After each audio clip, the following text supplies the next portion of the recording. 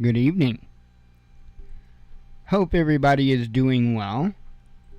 I want to have a little chat, shall we?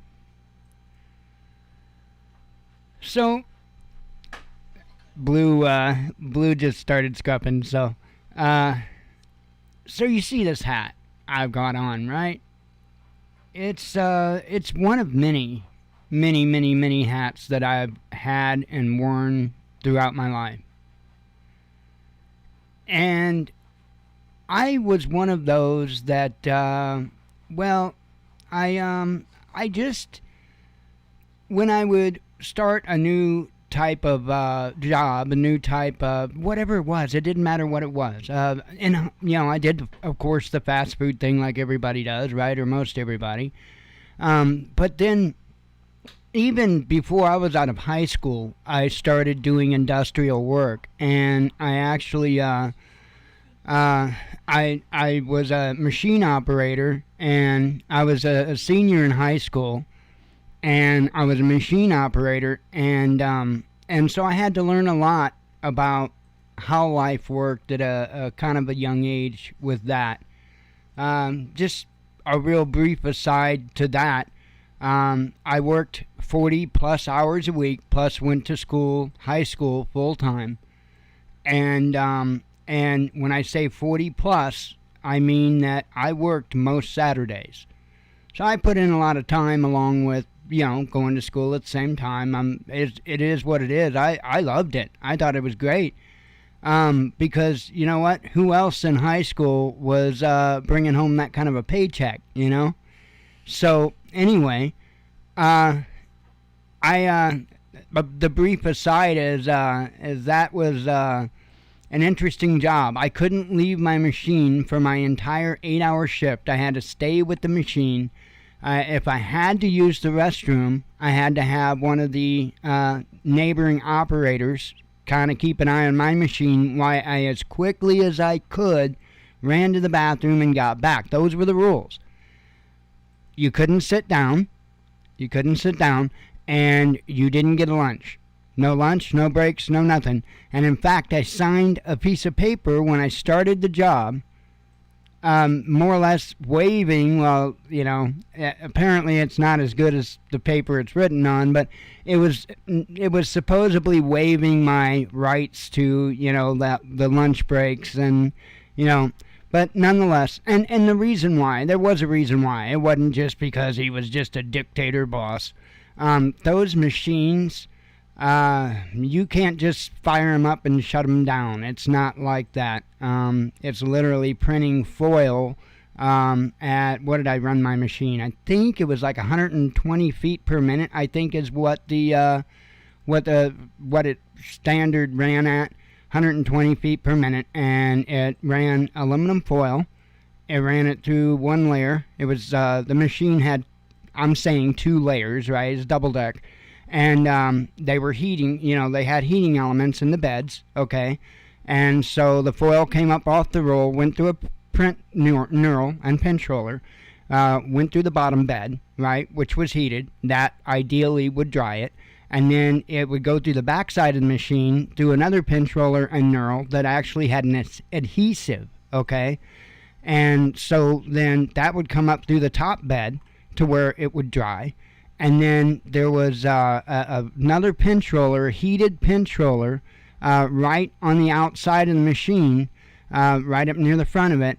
And what that would do is there was a roll of poly. It was just plastic, okay? And it would glue that poly to that foil. Now, if you've ever gone into, oh hell, even Walmart, but if you've gone into a floral place or something like that, and you looked at the pots, and you've seen in the pot, you've seen this, one side of it's foil, the other side of it is like a plastic. Usually the plastic side is hunter green. And anyway, that's the material I was talking about, and I can guarantee you that's the material I was talking about because old boy that makes it, that owns the company, has an international patent on that material. So, yeah, if you see those, I mean, it could have changed since then, but back when I worked there, if you saw that stuff somewhere, that is where it came from. Same company made, what was it? I forget. 80 or 90% of the world's Easter grass. Used to. I don't know that they do anymore. But yeah, interesting stuff. Highland Supply Corporation. But anyway, I did that. I was still in high school. And so I started out with kind of industrial work and continued with that. And I've done all kinds of industrial type shop jobs. I've worked production line, welder for heavy equipment rack. Well, they weren't equipment racks, but they were big racks that went on the back of semi-trailers, and they held car parts for like General Motors and Ford and all that. I used to weld the racks that those car parts are put on when they're transported. So I've done that. I worked as a hydraulics mechanic, in which I did the whole gambit of things, not only hydraulics and pneumatics, but I also had to do welding, machining, all that good stuff related to that work. So I've worked at a truck wash. That's not a highly technical job, but is hard work, I'll tell you that. I've done all kinds of stuff, and I worked at an electronics manufacturing plant. I did that. What job would that have been? I left Highland Supply. I don't know that I went there from Highland Supply, or if I probably bounced a little bit. But shortly after high school, I started working at an electronics manufacturer. And I knew enough about electronics, because it was one of my hobbies, one of my passions, that I didn't get put on a production line. I got put right in the test and repair lab, because I knew a thing or two. And so I worked there for a while. In fact, the only reason I left that job is basically because I took off with a girl, and we went to go live our life in another state, and it didn't work out, but whatever. Hindsight, I wished I wouldn't have quit that job. But anyway, that's the way it goes. So I've done quite a few things, but one of my passions has always been, as I just stated, electronics. And so that's why I speak up so loudly on things that I know about, the things that I really truly know about. I started prepping a long time ago, and I had a fair amount of preps together. Aside from quote unquote, designated preps, I had a lot of stuff, a lot of crap, but I had a lot of tools. I had a lot of stuff. And I had a pretty good income coming in at the time, and I just started getting heavily into prepping, and I was buying stuff left and right. And my life had a few big shakeups in it, and in fact, I posted a video earlier from back when I was doing the ultralight flying. I posted a video from another channel I have. I went ahead and just copied it over here. But anywho, right around that time period, my life took a downward spiral. And I can't say I'm not at all to blame for it, but I'm not completely to blame for it either. I will share the responsibility for the train wreck that my life had become. And I literally started out with nothing. I lost everything I had. Everything. I had a backpack, and when I say backpack, I mean a medium-sized Alice pack that had clothes and whatnot in it. I had a duffel bag that had clothes and paperwork and anything else I could stuff in it. And I had my computer tower that Jen is now using. That's it. An entire life was reduced down to that. And so it wasn't too long after that Jen and I had gotten together, and we got in a place together, and ever since then I've been doing everything I can to rebuild that life back. And I learned a lot through all of this. I learned a lot of mistakes I made, especially in my prior prepping. And I learned that it's really important that you really, really take a good look and do your due diligence in researching the things that you get. I know many people, probably most everyone, have bought things that either wasn't as good as they expected it to be, or they bought things that they later regretted. And I can honestly say, this time around, as far as prepping, there's not a whole lot that I can say I regret getting. Now, there are things that, in hindsight, knowing the direction that we went now, that money would have been better spent a different way. But that could have never been known at the time. At the time, with the situation at the time, I still think I made solid choices. There's a lot that I have learned, like I say, along this journey, not just with prepping, but throughout my entire life. One thing I've learned is you have to be really careful with the flashy latest thing. Really careful. I used to be a phone junkie for a while. Probably for about 4 or 5 phones worth, if let me explain.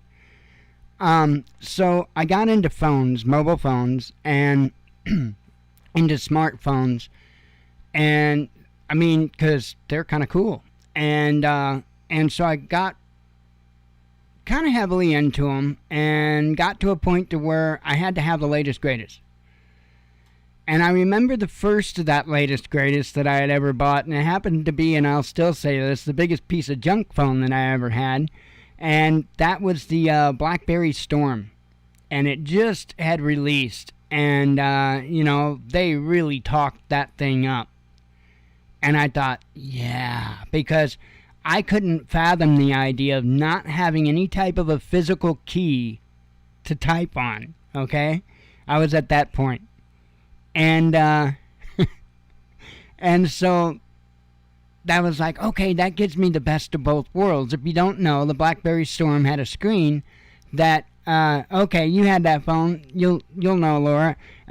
You had to press down on the screen if you wanted to type a letter. Not only did you have to touch the letter, but you also had to press the screen down.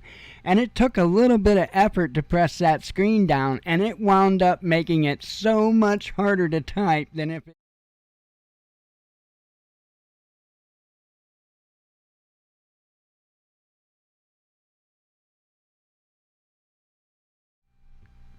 Sorry about that. I didn't mean to hit that button. So that was probably my biggest complaint with that phone, was having to push that screen down like that to get the keystroke, if you will, to register. But on top of that, it was BlackBerry's OS, and there's, that's a pretty, pretty much business on that phone. There's not a whole lot of stuff there, to put on it. And so that was the other thing. But so I moved on from there. I've never done Apple, but I moved on from there, and I got Android, and I couldn't tell you what order I got what. I think I just got the Droid. The Android, I think it was called a Droid. I think HTC maybe have made it. I'm not sure. But anyway, I bought that one. I bought HTC made a Thunderstorm. They made a Resound, and that Resound was the only phone that I'll stand behind that was a good choice. And there were like a couple of others. And anyway, I mean, I spent big bucks to be able to have this phone when it came out. And so it came out, and almost every single time when I bought those brand new phones, they were riddled with problems for the first bit of, for the first while. In fact, most of the time you would go a year while they were working the bugs out of the phone before everything would work okay. And so I was actually paying top dollar to be a beta tester. And, I thought I was smart. And I look at it now and I think about it and I'm like, was I really that smart? What did I benefit from that? Absolutely nothing. Nothing. Now don't get me wrong, I'm not an ego-based kind of person. I don't care what what other people think of what I have or anything like that. I bought it because I wanted it. I don't buy things on because other people have them. But I learned a big lesson with that about going out and paying top dollar for the latest, greatest, and all of that, because you're not necessarily getting the best deal in the world. So lately, there's been a lot of crap that's been advertised, and I'm concerned. There's a lot of good stuff, don't get me wrong. A lot of good stuff. But let me give you an example. And I'm not going to name a channel because people get all upset about that. Oh my goodness, I'm a bully now too. I'm a bully. Let me tell you something. In high school, there was probably only one other kid that was picked on more than me. But I'm a bully. Don't tell nobody though. Anybody that grew up with me would die laughing to hear that.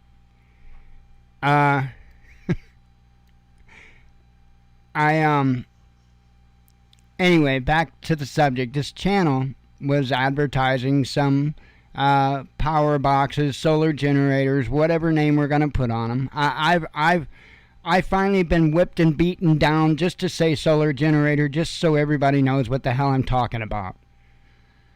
But anyway, he had two of them there, and I'm not going to name the channel or anything like that. One of them was a 300 watt rock piles, the new style, and the other one was one of the oops. I don't know what size it was.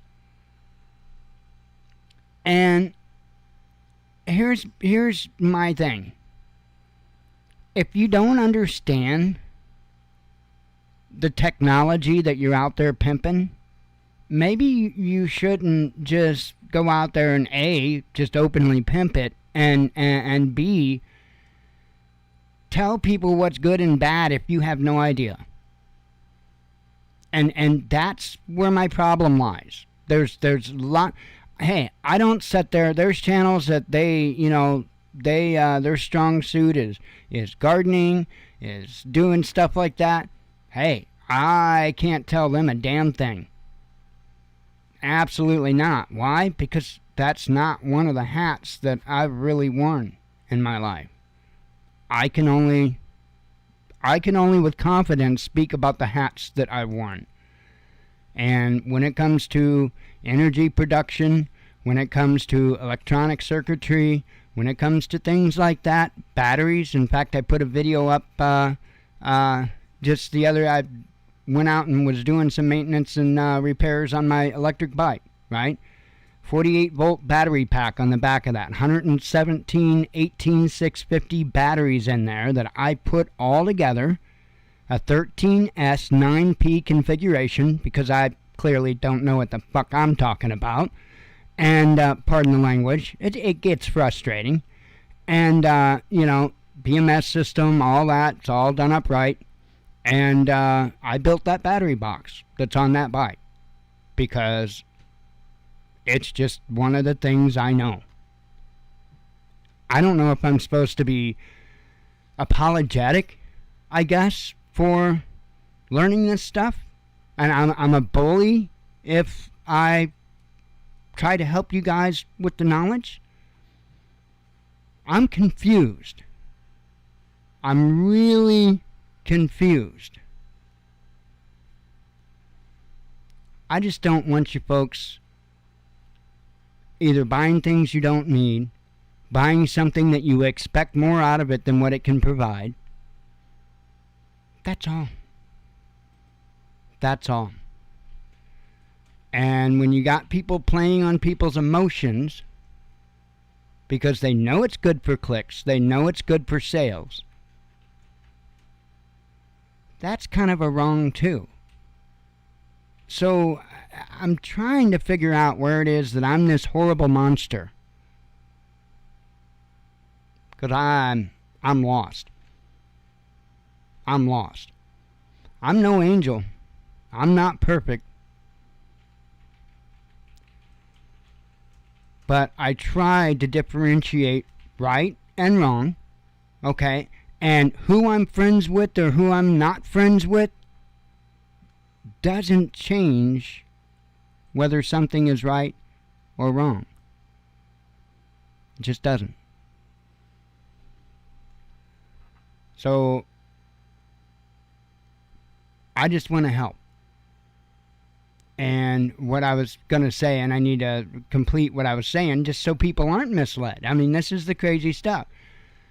In the video, there was a really heavily slamming the Rockpile's 300 watt unit. And you know, hey, for what it is, it's not a bad unit, folks. Don't let the price he gave a price on the video, and the price he said was wrong. It was much higher than what the actual cost of that particular unit is. So that was kind of, you know, but nonetheless, if that's all you need, then why should you go out and spend $1,000 for a solar generator if all you need is a little 300 watt one to be able to keep a tablet or a phone going? If you don't need to keep a fridge going, if you don't need to keep medical equipment going, if you don't have the need for all that power, a 300 watt may do you well.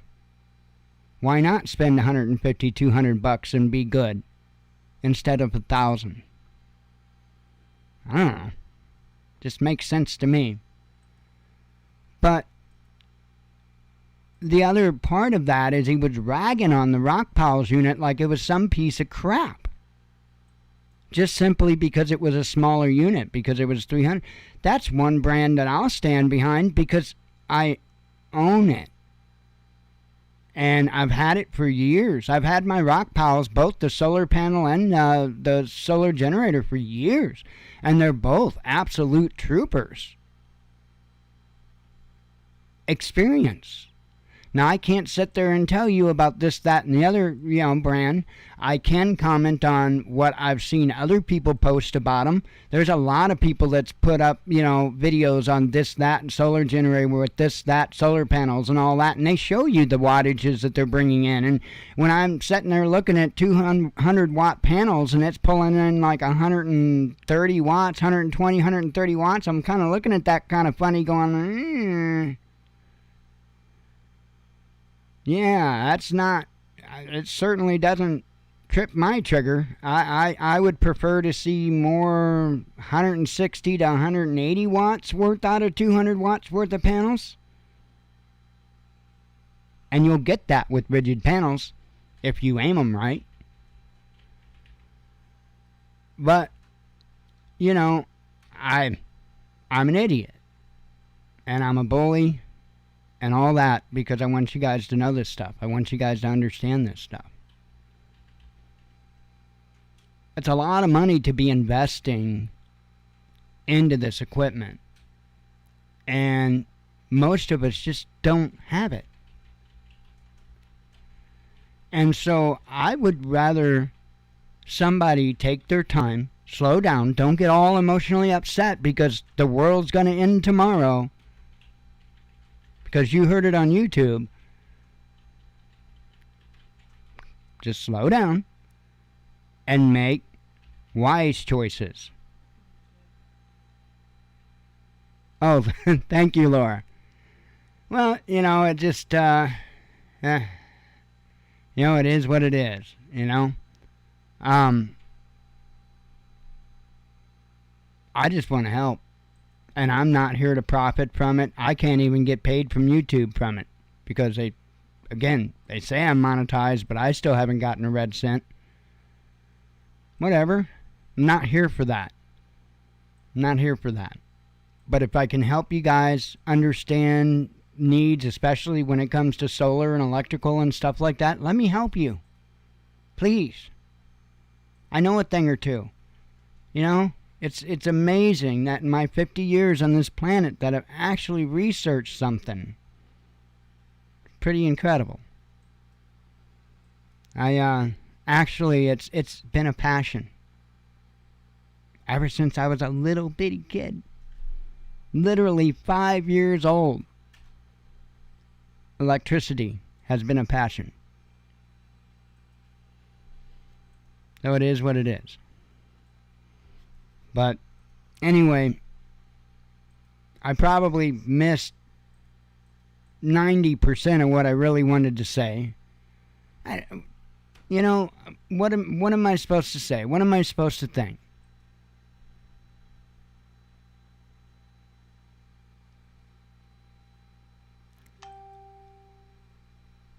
I don't want you guys dealing with this stuff and emotionally.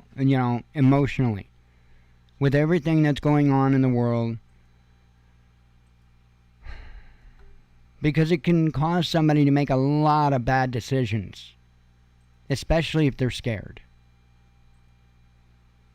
And I'm worried to death that people are going to put themselves in really bad positions because they're afraid that something is so imminent that may or may not be, that they wind up putting themselves in such a bad spot. And all because they got worked up. Yeah, we need to be concerned with things. There's no doubt. There is plenty on our plate to be concerned with. But we don't have to drama it up. We can just put the facts out there as they are. We don't have to drama it up.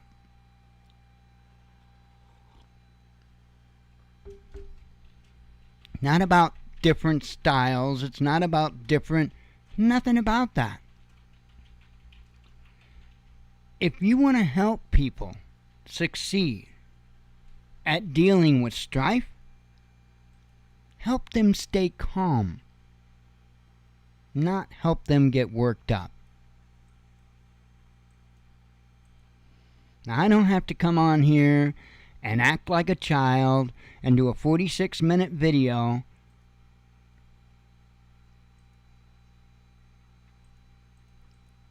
why don't we grow up and deal like this with like adults? All of it. All of it.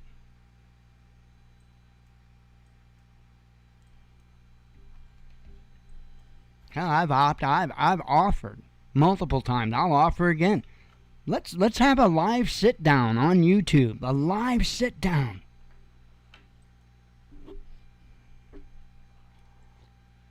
But gotta include the people that are whispering in your ear. They have to be a part of it. They have to be a part of it. Because there is a reason they're whispering in your ear that you probably don't know.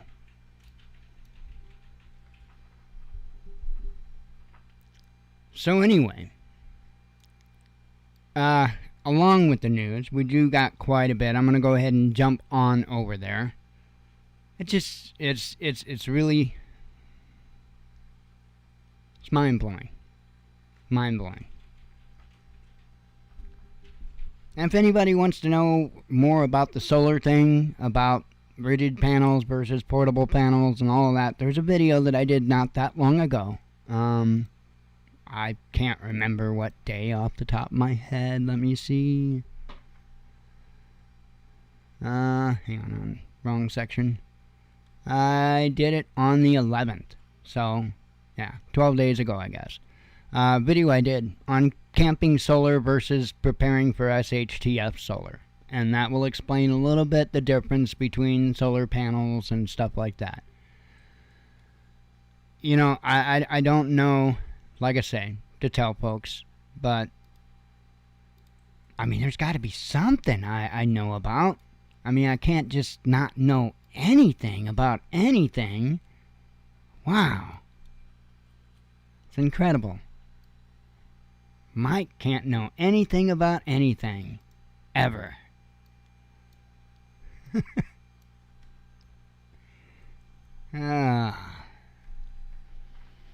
Missouri farmers desperate for rain as future of crops hangs in the balance. Now, to be fully candid, this article is it 2 or 3? 3 days old. I did not see this when it come out, and I just saw this today when I was scrolling through social media. I saw this article pop up, and I'm like, ooh, I didn't see that. So I figured I would cover it.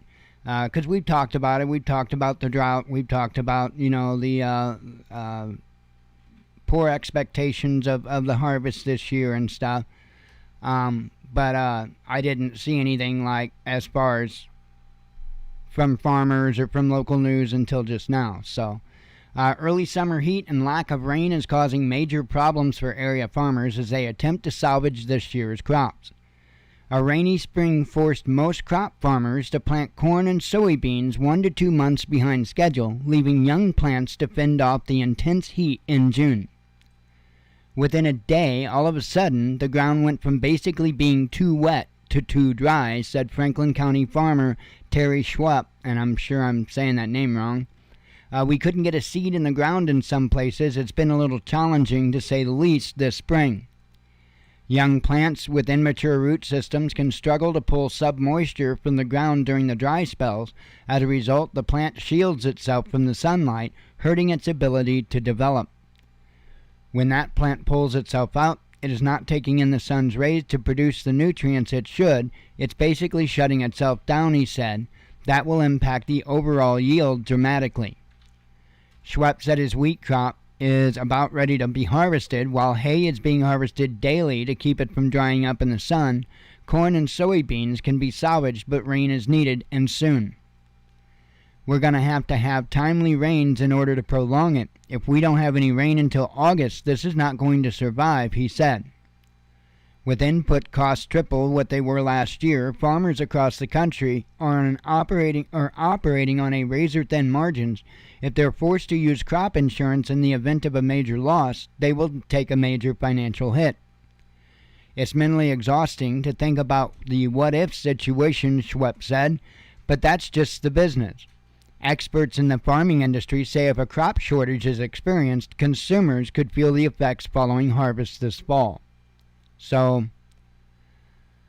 and like I said, I'd heard about this more so kind of out west, the issues with the drought out there.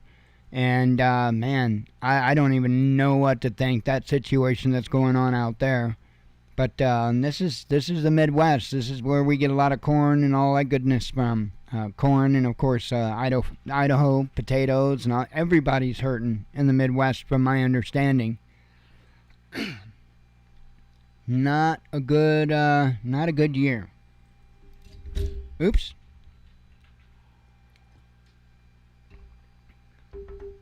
Getting my flag caught on my cup. EU nation may soon ration fuel. I saw this and I thought, man. And I would say, for folks to brace for it at some point here, but not anytime. I don't think, at least I hope, not anytime real soon. But if we do get involved in military conflict, there's a good chance of it.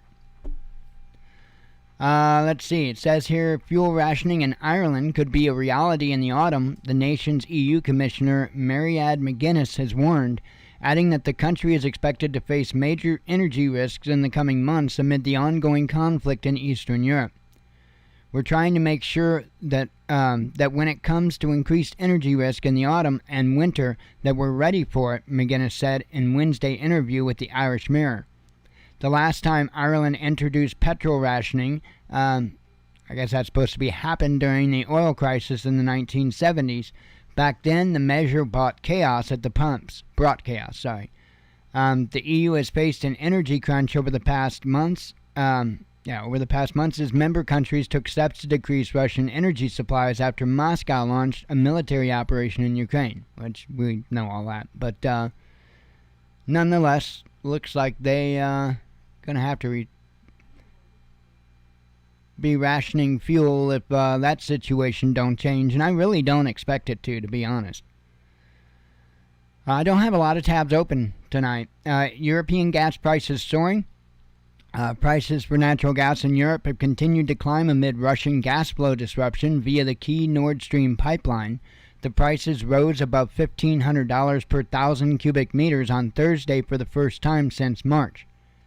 The 1st of July futures, or the price, why did I get first? The price of July futures at the TTF hub in Netherlands reached $1,504 per thousand cubic meters after closing at $1,367 the day before. Further price climbs could strike suddenly in case of any new developments surrounding Russian gas deliveries, Energy Denmark analysts said in a note seen by Bloomberg. The European gas market is currently experiencing a severe shortage of imported energy supplies. Shipments by Russia's Gazprom through the Nord Stream pipeline have fallen to about 40% of capacity because of parts shortages due to sanctions. The situation prompted EU countries to announce emergency measures this week aimed at reducing the use of natural gas. The reduced deliveries come at a time when Europe is racing to stock up for winter, with gas storages on the continent currently standing at 55%, according to data. And it's also in the headlines. I don't have the tab open, but it's in the headlines that Russia's going to be needing to shut down the Nord Stream pipeline, I guess, for maintenance. And, there's already a big serious crunch over there now if they have to completely, I guess, the way it sounds, completely shut the line down. That's going to make it even that much worse. So we'll see what happens.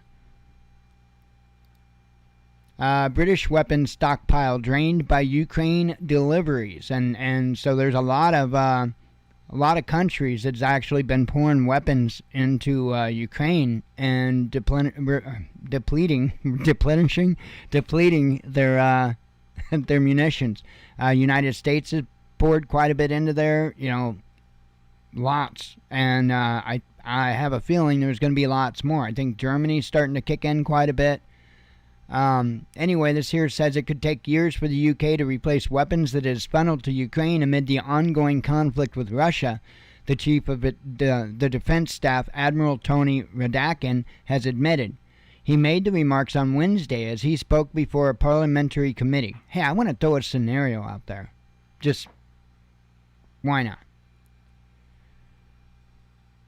What do you think would happen if the United States and the UK and the EU funneled weapons into Ukraine to fight Russia, a proxy war in Ukraine, and depleted their stocks? Right? All of us. The US, the EU, the UK. We deplete our stocks. And I don't mean down to nothing, but I mean, we took a dent out. And countries like Russia and China, and maybe others, decide to pick that point in time when we've already depleted a chunk out of our supply in Ukraine fighting a proxy war over there. It might be kind of wise to pick that moment in time to hit us over here. Same with the EU, the UK. So I don't know. There's a million and one reasons I think all these nations are crazy for getting involved in this and doing this. But at the end of the day, on top of it all, I think we all know at this point that this is a takedown. This is a controlled takedown of the nations of the world. I mean, it's, to me, as obvious as it can be. So that scenario that I just said could very well just be their plan. Pentagon unveils new Ukraine weapons shipment. So there was talk a while back that they may send more of the HIMARS rocket launchers, and they did. Or will.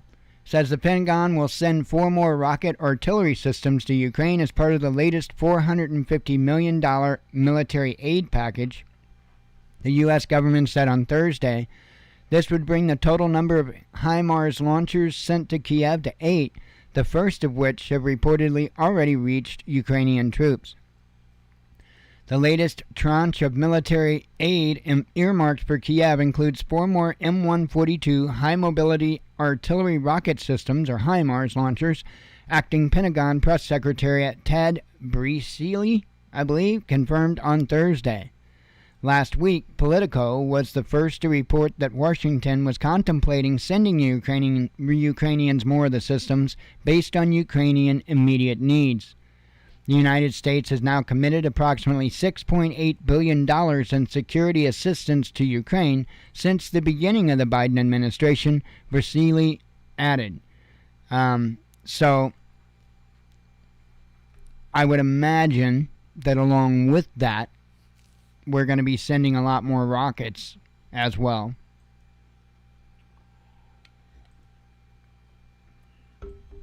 Just a suspicion. But they didn't give us anything on that. Just the launchers themselves. And then this happened. EU grants Ukraine candidate status. Said here, the European Council agreed to grant candidate status to Ukraine and Moldova during an EU summit on Thursday. Earlier, Belgium had said that the status would be a major sign of hope to Kiev, but it is, as of now, more of a symbolic gesture. The news on Ukraine becoming a European Union hopeful was broken by Luxembourg Prime Minister Xavier Bettel. European Council has granted the status of candidate country to Ukraine and Moldova, historic moment and a signal of hope for the Ukrainian people, Bettel tweeted. President of the European Council, Charles Michel, hailed the decision as a historic moment. While Georgia fell short of getting a candidate status, the bloc recognized the European perspective of the country. Michel explained, adding that the European Council is ready to grant candidate status once the outstanding priorities are addressed. Earlier in the day, the European Parliament overwhelmingly backed a proposal to grant EU candidate status to Ukraine, Moldova, and Georgia. Last week, Kiev's bid was supported by the EU Commission. So, whether it's just symbolic or not, this is clearly, in response to everything that is going on. And I would think, I could be wrong here, but I would think Russia is going to view it as an encroachment. So, nonetheless, even if it's not NATO status or anything like that, they're still gonna be looking at it in that manner. And then this is the last tab that I have open before we do the headlines. But Russia responds to the use of Western arms in Ukraine. So this is their response as to what's going on, and We'll see what they have to say. It says Russia's defense ministry will monitor how Ukraine's armed forces use the weapons being delivered from Germany and the U.S., Kremlin spokesperson Dmitry Peskov said on Thursday.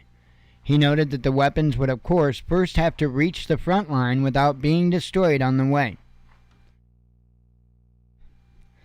The statement came after Peskov was asked if Moscow was willing to trust Ukraine's promises to Western countries that it will not use the weapons it is being provided to carry out attacks in Russia.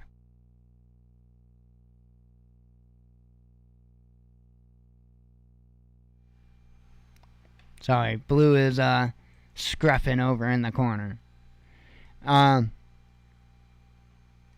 Says, we carefully record all episodes of the use of these weapons, the spokesperson replied. So if any of these weapons reach the front lines and are not destroyed by our military, we will track how they are being used. On Wednesday, German Defense Minister Christine Lambrecht told lawmakers in Berlin that she had received assurances from her Ukrainian counterpart Alexei Reznikov that the Kiev will only use weapons it receives from the West for self-defense and will not use them to strike Russian territory. That was after Germany delivered 7 155mm self-propelled PZH-2000 howitzers along with other military equipment to the Ukrainian armed forces the day before. So, I mean, that's essentially all they're saying. That is, if Ukraine starts using these weapons in an offensive manner across the border on Russia, then there's going to be a problem. And, I believe my understanding is that the other nations understand this as well, that Ukraine isn't supposed to be using this in an offensive manner to be, going after Russia, but they're just supposed to be using this stuff as defensive means. But I think that what we're going to see happen is I think we're going to see a lot more than just defensive means here. And I think that has already been displayed by the attack on the oil platforms. So we'll see what happens. But, this could get ugly just simply because of, all these other nations supplying them with all this weapons and equipment. And then if they go on the offensive and use it in a manner that they weren't supposed to, I don't know. Don't know where it could go. Like I said, I think that if this blows up, it'll initially blow up over there, and then just like before, like World War II, then we'll get involved once we don't have a choice. And I don't know. It's crazy. It is really truly crazy. Anyway, let me run through the headlines and get out of here for the week. I am up for that. I know I keep saying that I'll bring you guys along for a flight simulator ride in the mornings, and I never do. I just never do. I just, and there's times I take flights, I just don't put the stuff up to go live and do it. So maybe tomorrow I might. It's what I do to clear my mind. It's kind of, I take an F-18 and I'll dance around above JFK Airport in an F-18. I don't know, just soothing to me. Let's see. Let me have a sip of coffee and a couple of vapes before we get going.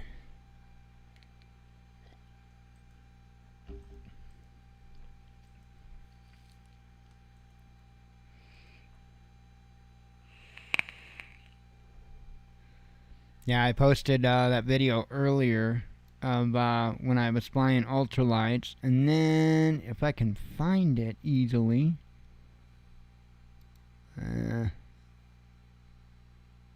not seeing it easily. Hang on 1 second. I know how I can find it easily. All I gotta do is pull my head out of my butt. Aha. So that was my baby. That was my 1984 American Aerolights Falcon.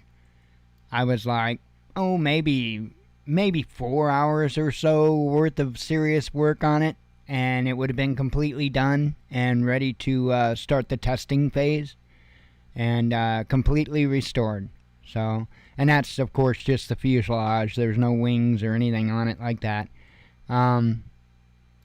This here was what the panel looked like, right? That was my redneck van back there, and that was what the panel looked like. And just to kind of give you an idea, because when I showed you this picture here, you might be wondering, what the hell is that supposed to look like?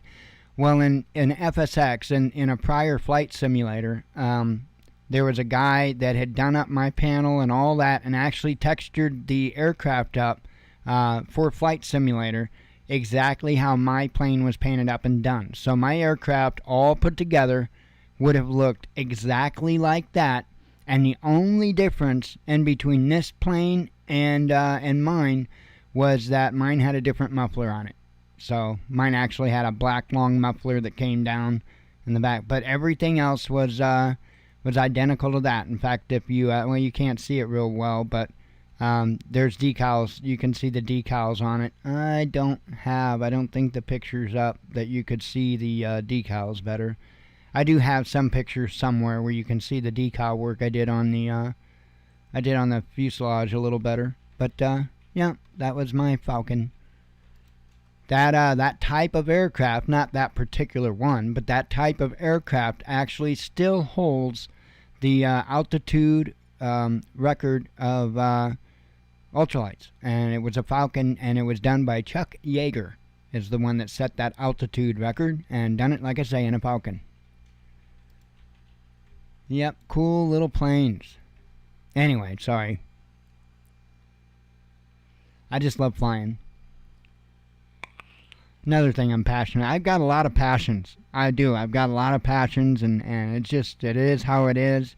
I love to learn. That's why I bounced around from so many jobs. I didn't finish telling that earlier. That's why I bounced from job to job to job, because I would get bored, right? I'd learn how to do something. I'd get good at doing it, and I would get bored. I wanted to learn how to do something else, so I'd go find a different job.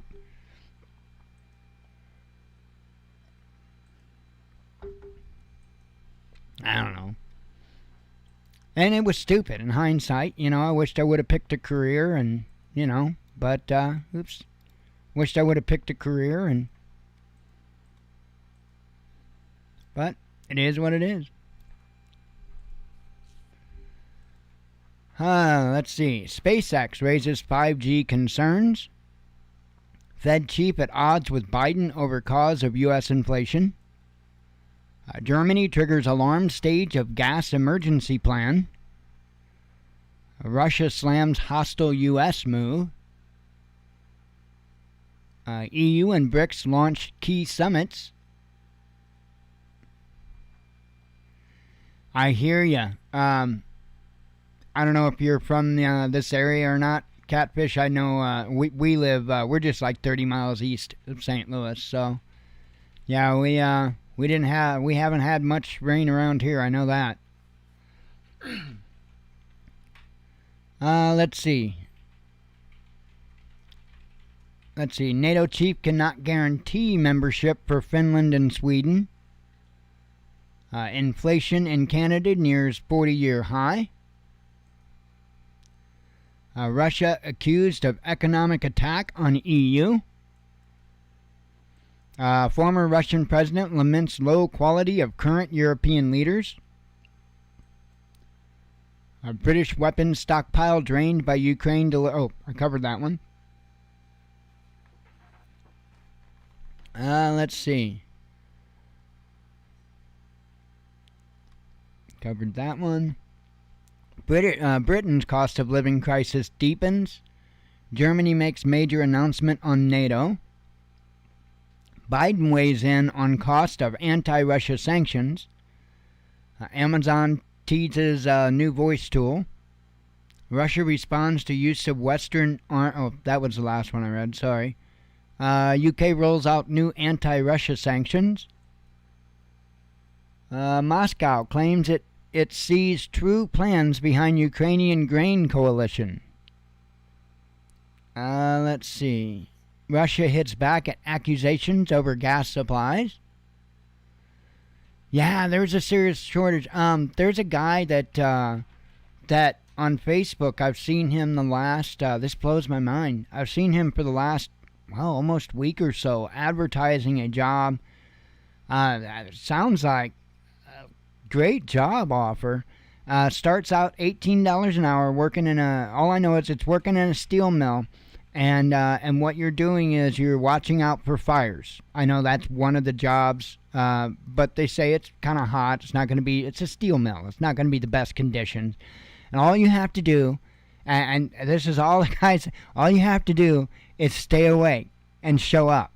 Well, show up and stay awake. That's all you got to do is show up and stay awake. You can stand up, you can sit down, it doesn't matter.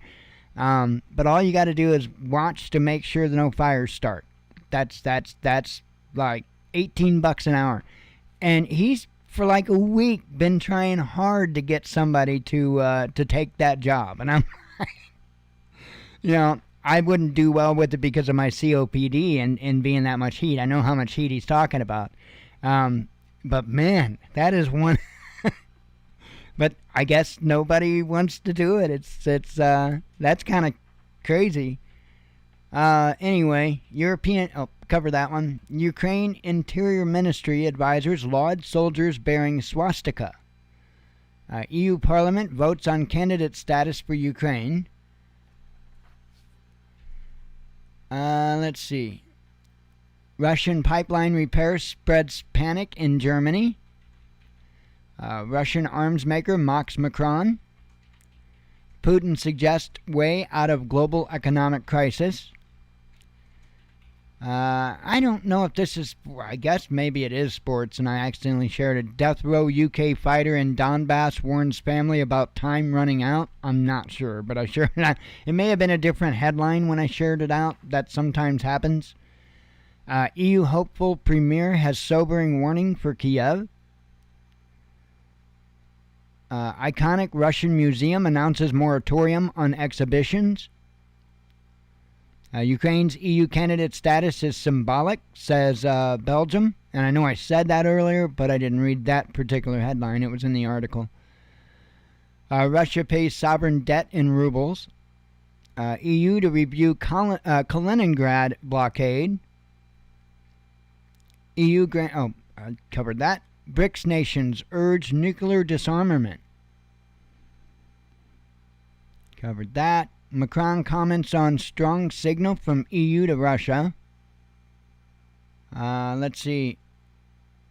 And Russia and Belarus discuss joint defense plans. So that is it. Uh-oh. Jen's monitor just went blink. It'd been kind of acting a little stupid. I think it just crashed. Like a hard crash. So, yeah, Jen's out for the count. I'm waiting to see the BIOS load up. Come on. Show me a post. Give me post. Please. No. It's kind of not giving me post. Okay. Whoa. Hang on.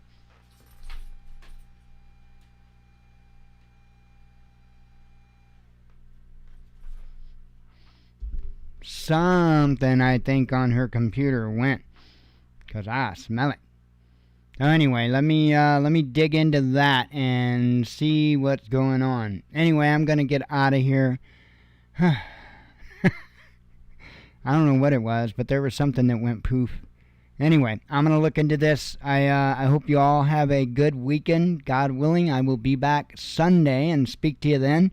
Maybe even before then, we'll do a little flying if I feel up to it. And anyway, I'm going to get attacking on that computer and see what happened. Anyway, as always, God bless you. We love you. Be one with your spirit. And shalom.